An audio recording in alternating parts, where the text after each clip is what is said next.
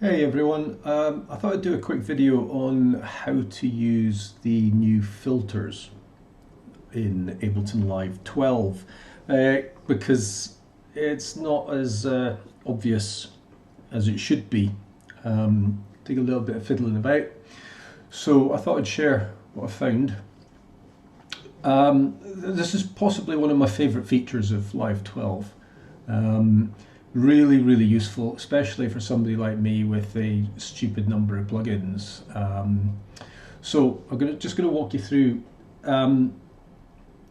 Live doesn't categorize and identify your plugins by default.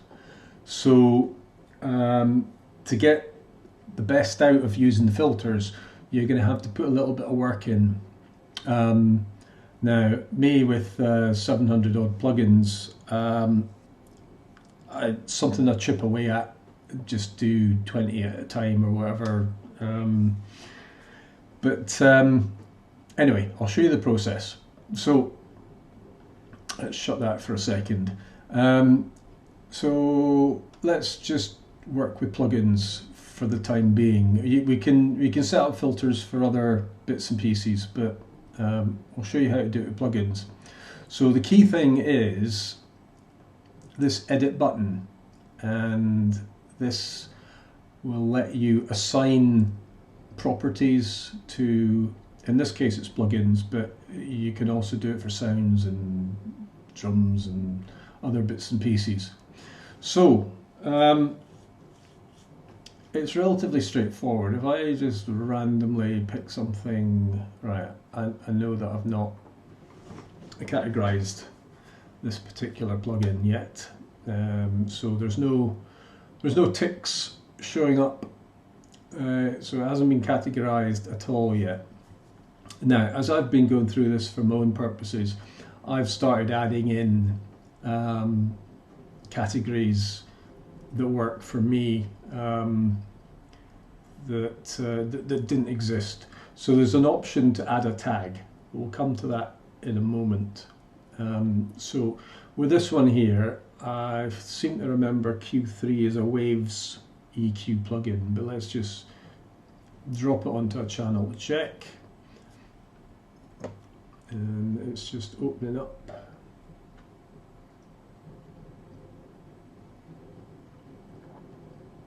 Yeah, it's a Waves equalizer. So I will put that under the EQ category, and that's it. That's all I need to do. If I wanted to put it under multiple categories or subcategory as well, I could easily do that, but it's just a case of just checking it and then moving on to the next one. Now Q4 is also going to be an EQ. Yep. Yep. You get the idea. So what I can actually do is I can select a bunch of these in one go and tag them all at the same time. So grab that lot, and you'll see that because one or two of them have already been tagged, then this is sort of like only half shaded. If I then click on that again, all of these individually will now be marked as being EQs, and that was the last one. So when I go to this next one, yeah, it's not an EQ. So that's it. Now what is that particular plugin? Right, quad. Okay, all right. So there's so many plugins that sometimes I don't even remember what these ones do. So this is some sort of synth.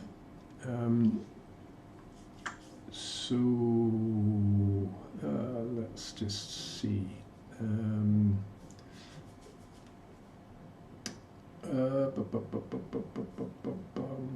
Let's reverb. Go with that. Raw and raw kick are drum plugins, so pop that on there. And some things. So let me cover off the first gotcha, is that when you're doing this for plugins, they appear under devices. But what confused me initially is that there may be two devices showing up. The one with the small d rather than the capital is to do with Max for Live packs. So if you have various packs installed from Ableton, some of the legacy packs are causing the creation of this devices with a small d. And I was trying to add stuff in here, and it was not having it. It wasn't very happy about it. So that was my first gotcha. So make sure you use the capital D. And then what you can do is, if a category doesn't exist, what you can do is, so I'll create a category called test. And there we go. Test has appeared right here. But you'll see some of these have subcategories. So what I can do is I can go test, and then what you use is you use the kind of bar symbol. On a Mac, it is just next to your return key, shift on the backslash, and then type in, so we'll say category 1, and there we go, it's created category 1 under there.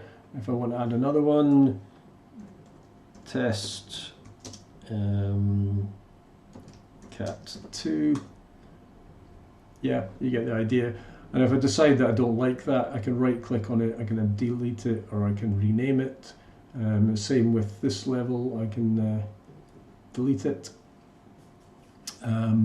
So that's basically it. It took me ages to find out what the little symbol was that denoted that you had a subcategory.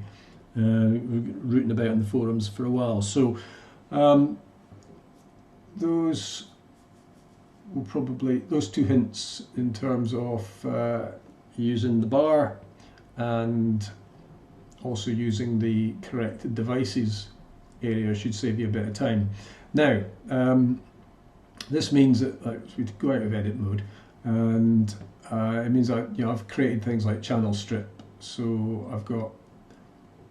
I can then go in and I've got compressors in there, and I can then just do that down by Arturia, or I'm going to be able to Plugin Alliance or Softtube or wherever, or you can narrow it down. So if I look for delays, you'll then see that some of the, once you click on the main category, the subcategories appear. So there we've got modulated and vintage.